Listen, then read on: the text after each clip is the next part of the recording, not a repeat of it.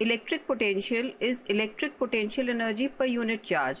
See, this is just like electric field is electric force per unit charge.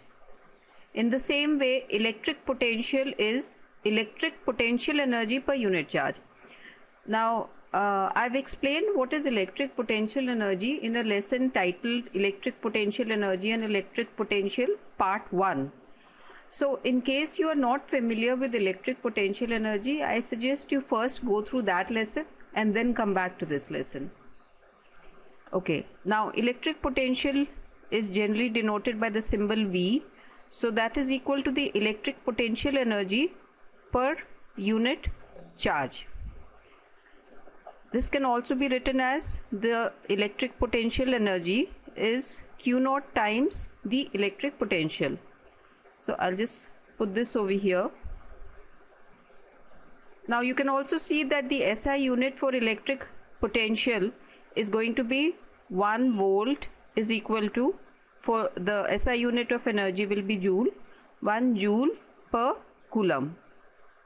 Now we'll take a look at a useful quantity, which is potential difference, the difference between the electric potential at 2 points. Okay, now work done by an electric force, which you know is a conservative force, in moving a charge Q naught from A to B.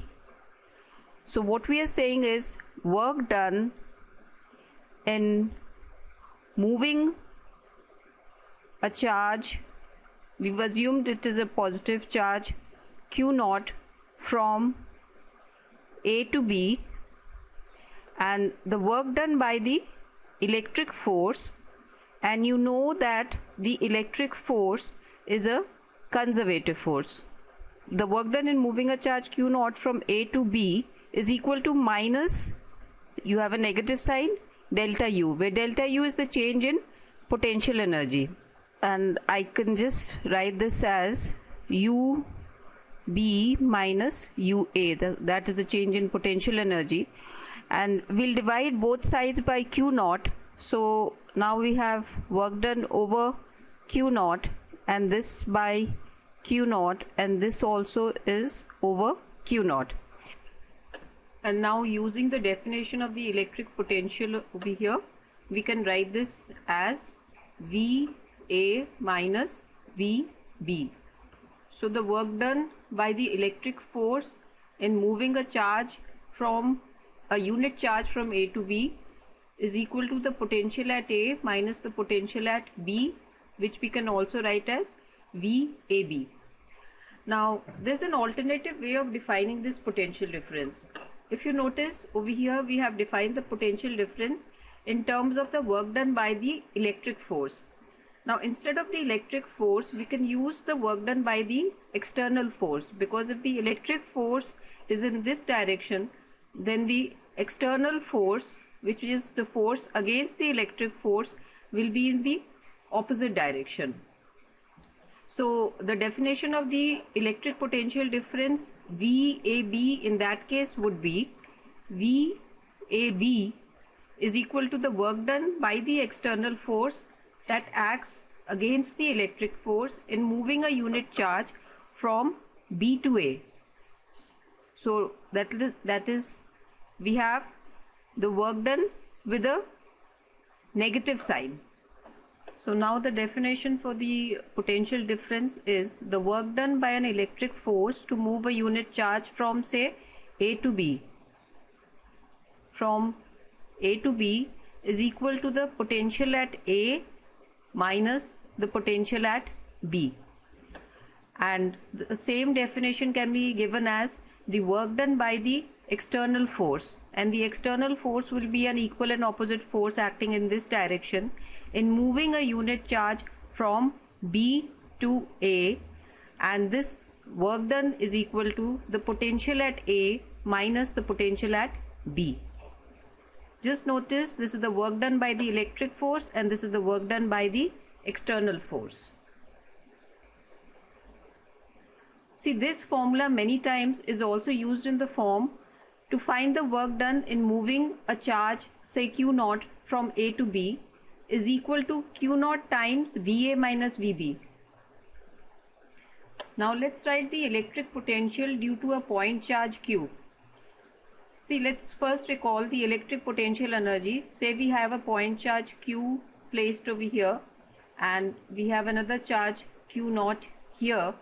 Then the electric potential energy for these 2 point charges can be written as 1 by 4 pi epsilon naught times the product of the 2 charges over the distance r between these charges.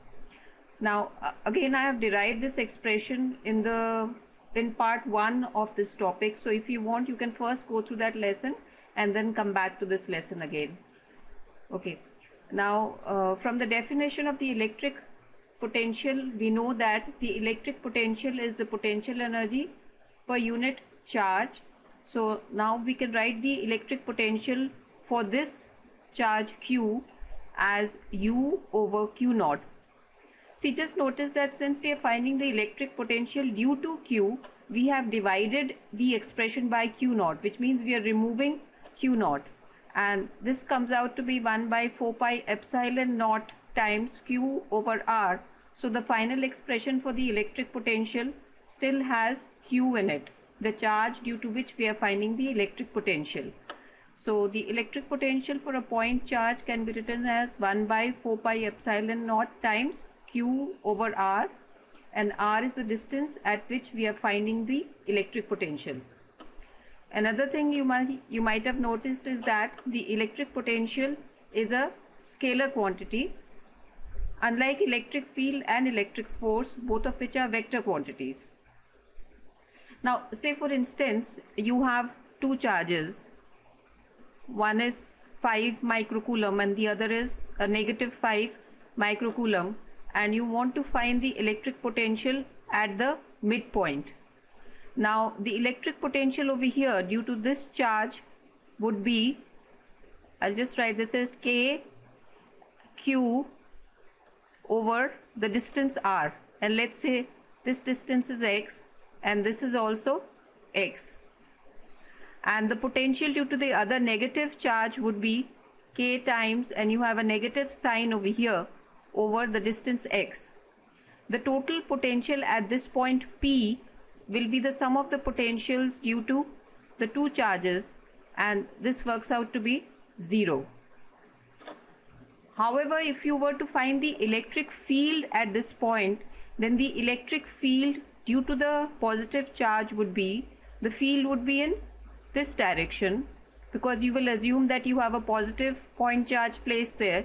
So the direction of the force would be this. So this is the field due to the positive charge, and the field at this point due to the negative charge will also be in the same direction. This means E1 and E2 would add up, and the vector sum of E1 and E2 is certainly not equal to 0. But the electric potential at this point is 0. That is because the electric potential is a scalar quantity. So what we are taking is the scalar sum, which means you need to consider the signs also with the electric potentials. Next, we'll take a look at another useful formula that gives us the electric potential. Now, at times the electric field is given from which it is easy to find the electric potential, and let's see how can we do this. Once again, we'll find the work done. Now the work done by the electric force in moving a test charge Q naught from A to B is given by integral F dot dl, where F is the force applied. This force can be written in terms of the electric field as Q E dot dl in moving the charge from A to B. In our case, since we have chosen the test charge to be Q naught, so we'll write this as Q naught.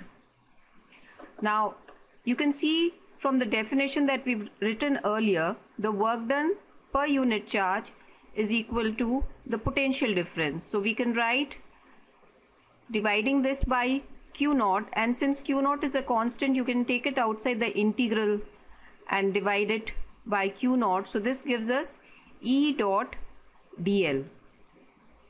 Now this is the work done by the electric force in moving a charge from A to B, and from this result we can put this equal to VA minus VB or VAB. Once again, this is the work done by the electric force in moving the charge from A to B. But if we consider the work done by the external force, which is equal and opposite to the electric force, in that case we can put this as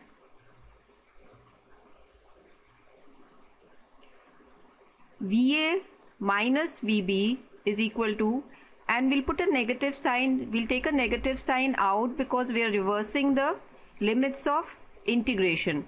You know that integral A to B is negative of integral B to A and E dot dl, and we'll just give a different interpretation to this expression. This and this are basically the same, but the only difference is in the interpretation. So now we'll call this as the work done by the external force, which is negative E, in bringing a unit charge from B to A. Let's just summarize all the points that we've covered in the lesson. First of all, electric potential is electric potential energy per unit charge. The same can be written as, the electric potential energy can be written as Q naught times the electric potential. The work done is the negative of the change in potential energy. So the work done per unit charge is equal to the potential difference VA minus VB.